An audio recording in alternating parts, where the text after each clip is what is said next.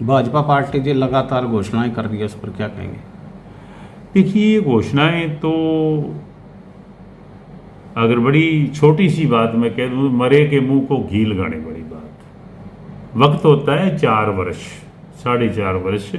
जो लोगों से वायदे आपने किए हैं, प्रॉमिस किए हैं, उन पे खरा उतरो, उन लोगों के काम करो और उन वायदों को पूरा करो। अब लास्ट में आकर के चुनाव आपकी रैलीज पे है, महीना 1.5 महीना बाकी है, तब आपकी घोषणाएं क्या करेंगे?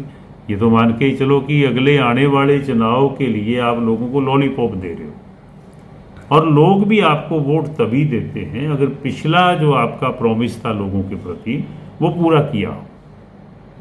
व्यापारी को जीएसटी ने मार दिया, पूरी तरह से व्यापार आज करना मुश्किल हो गया सभी। अब आप पीछे आप देखिए, चावल का समय था, सीजन था, और चावल जो है एक्सपोर्ट बंद कर दिया, मारे गए बेचारे व्यापारी। और किसान का इस ऐसा हाल कर दिया इस गवर्नमेंट ने कि किसान की जितनी फसल मरी पिछले फ्लड के अंदर 1 वर्ष से ऊपर हो गया, वो फ्लड का मुआवजा नहीं दिया। तो त्राही त्राही मची हुई है। आप किसी ऑफिस में जाओ तो ऐसे हालात हैं कि शायद राज ही उन दफ्तरों का है, उनको किसी का भय नहीं है। खुलेआम पैसे मांगे जाते हैं, खुलेआम रिश्वत ली जाती है।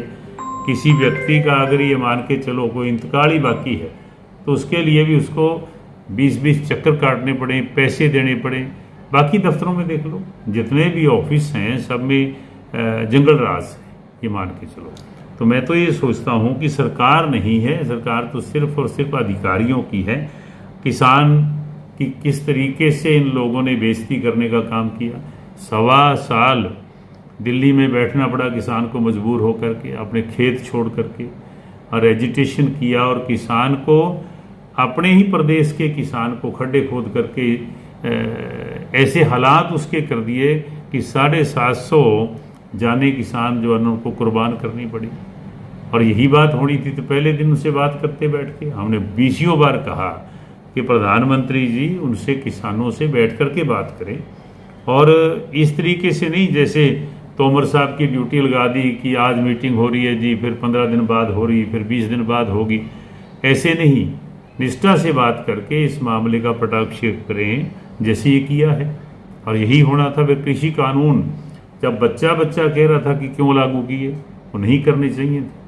तो मैं समझता हूँ किसान की बहुत सारी अनदेखी नहीं हुई, किसान के साथ जाती भी हुई। गठबंधन की सरकार रही है सर, आप भी उसका हिस्सा थे, कभी आपने इस आवाज मैं सरकार का हिस्सा नहीं था, मैं पार्टी का प्रेसिडेंट था, मैं संगठन का आदमी था।